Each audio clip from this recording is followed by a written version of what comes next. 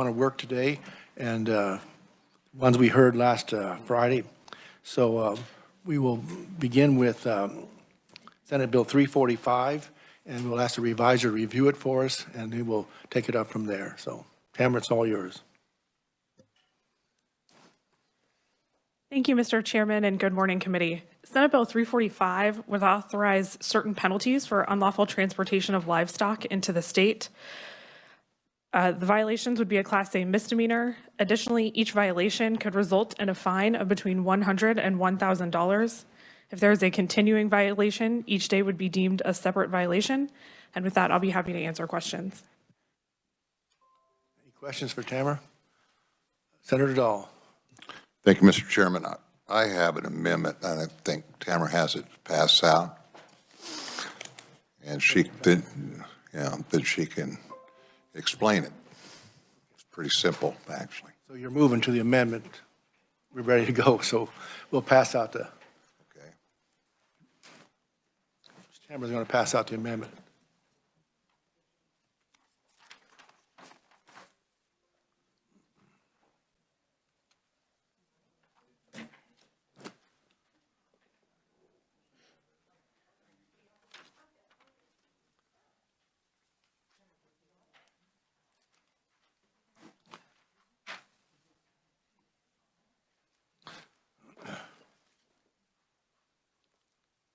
Committee, this is the language that was in part of our testimony that they added on and will complete today and make a correction. So that's where we're at. So why don't you, Tamara, explain the amendment? Thank you, Mr. Chairman. You are correct. This language is from the testimony of the Department of Agriculture, so you have seen this before. And what it would do would clarify that these violations need to be intentional and knowingly. It would change the misdemeanor class from an A to a C. And then where it says in the case of the continuing violation, it would, instead of each violation, each day being a violation, it would be for each shipment into the state. Additionally, the balloon would add subsection E that would allow the Animal Health Commissioner to require that records related to the animals and the transportation of those animals into the state that violate those sections listed there need to be in possession of a person and available to review by the commissioner within a reasonable time. Failure to provide those records and cooperate with that request would be considered a violation of the act. And with that, I'll be happy to answer any questions. Okay, committee, you've heard the report. Any questions on the amendments? Senator Francisco. Thank you, Mr. Chair. I just want to express appreciation for Senator Dahl for including the reference to animals in this amendment. So thank you. Any other questions on the amendment? Senator Ware. Just one thing. Reasonable time, is that the way we often word things? Or, I mean, that's so indistinct. Does that matter here? It is not uncommon to say something along the lines of reasonable time frame. Any other questions, comments? Seeing none, we'll have a motion to approve the amendment. I move that we move the amendment. How about that? Seconded by Senator Francisco. Any other questions? Seeing none, all in favor say aye. Aye. Opposed, no. Motion carried. The amendment is adopted. Any other questions on Senate Bill 345? Senator Staub. Thank you, Mr. Chairman. It's my understanding, did the Department of Agriculture, were they the ones who introduced this bill originally? It came from them. I introduced it. Okay, but it came from the department, correct? And I probably should have asked this last week when we worked the bill, but have they had specific problems? Is that what prompted this? And can they give us some, if there's someone here, can they give us a specific incident? Come on forward there, Mr. Good morning, Senator Kirshen members of the committee. Andy Hawkins, Kansas Department of Ag. I serve as the Assistant Animal Health Commissioner. Some specific examples, and we did talk a little bit briefly about these in our testimony last week, but one that comes to mind is an individual who brings bulls into the state of Kansas with no certificate of veterinary inspection, and therefore there was also no verification of trick status on those bulls.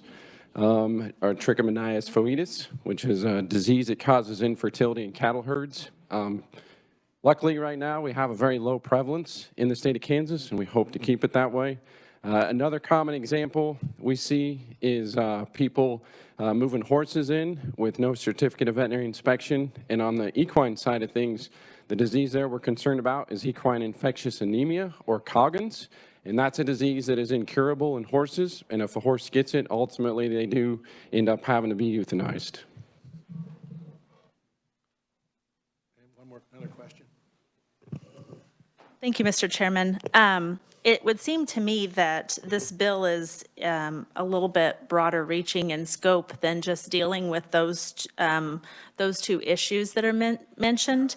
And I'm very leery about giving a non-elected official, no offense, such wide authority to issue misdemeanors and penalties of such. I don't imagine that the people that would be transporting bulls or horses into the state would be doing so with ill intent, and they may unknowingly do so, but I think that could be the case for anyone bringing animals into the state for any reason, whether it be a fair or a show or just for sale.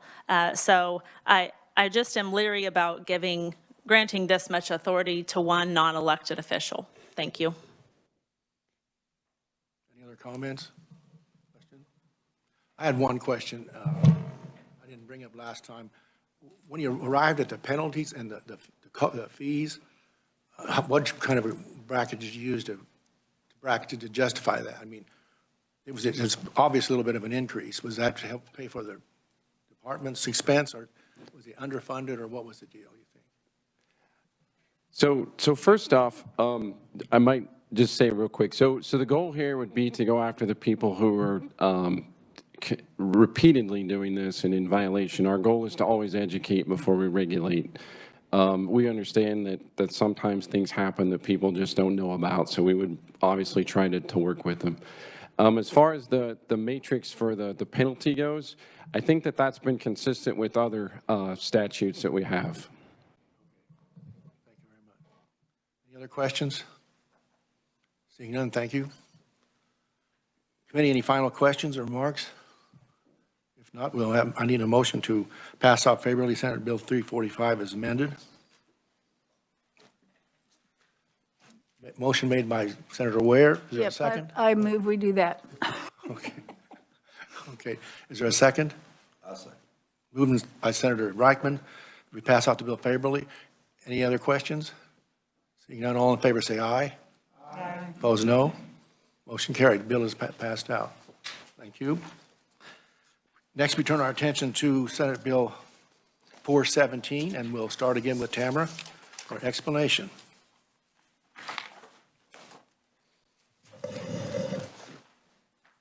Thank you, Mr. Chair. Senate Bill 417 would establish new permit renewal fee limitations for certain solid waste disposal areas and processing facilities that are regulated by the federal government regarding the disposal of coal combustion residuals.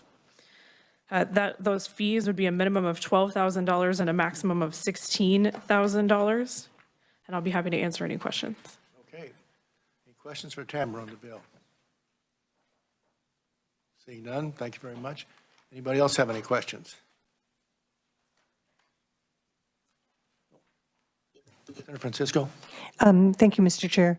I don't have any questions, but I believe you did get a memo from the Citizens Utility Rate Board saying that they were aware of this, understood the request, and didn't have any concerns. They said the impact would be negligible.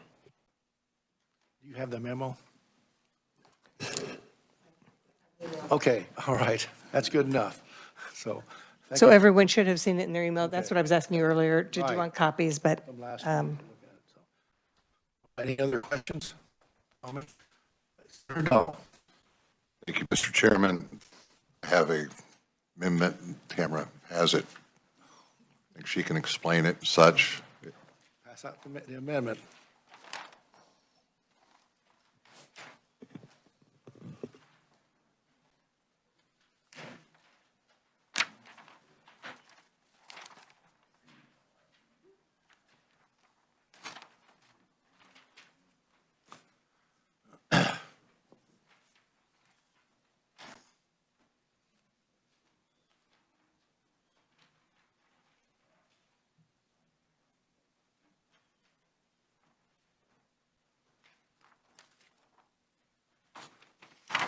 You ready, Tamara?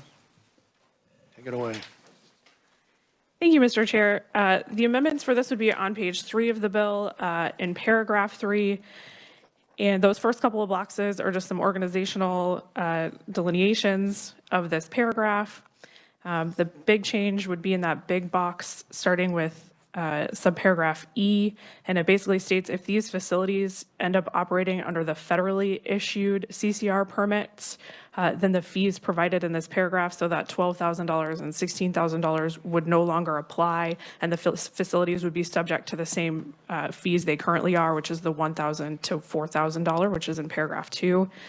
And then subparagraph F, which if KDHE determines that these facilities or areas have met all the post-closure care requirements of the federal law and Kansas rules and regulations, then those areas or facilities shall no longer be subject to the permitting under this paragraph. And I'll be happy to answer any questions.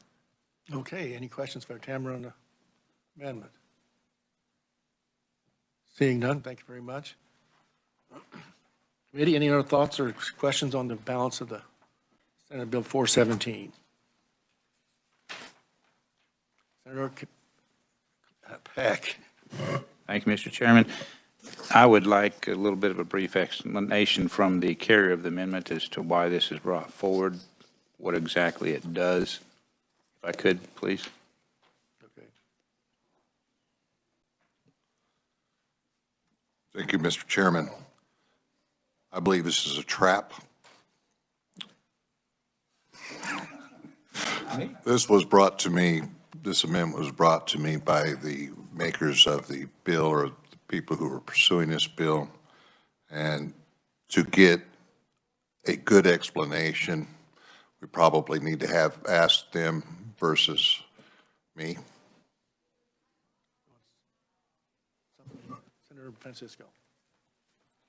Thank you, Mr. Chair. I think that they presented much of this with their testimony, and it is not, I mean, my understanding is there is a hope, but not, and an expectation, but it's the opportunity for state review may be denied, or that permission not given. If that's the case, these fees are really set to cover the new positions. If those new positions aren't needed, then this new language allows, well, it means that those fees don't need to be paid, and our utility customers are to the better. And then my understanding also that it wasn't clear what would happen post-closure. So you would still have the facility, but if it had been closed, there's no reason to have those fees. So again, it would revert. Well, they would no longer need permitting. So there is no need to have a permit from KDHE if there's no responsibility and they don't have to do any inspections or paperwork. Is that helpful? Senator Peck. Thank you, Mr. Chairman. Yes, that's what I presumed it was. That's what I thought. That's why I read it. I appreciate the explanation of Senator Francisco. I thought it would just be good to voice exactly what the amendment does. and make certain that I was understanding properly. Thank you, Mr. Chairman. Thank you, Senator Francisco. All right, committee, any other questions, comments? If not, I'll entertain a motion to pass out favorably.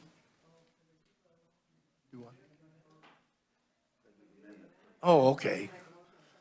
Okay. Back on the amendment. We need a, you want to make that a motion, Senator Dahl? Yes, I move that we move the amendment. Is there a second?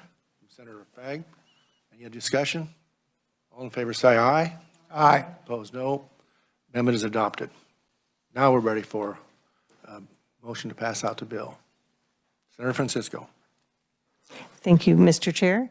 I move that the committee recommends Senate Bill 417 as amended favorably for passage. You've heard the motion. All in favor, say aye. You a second. 1 second. Okay.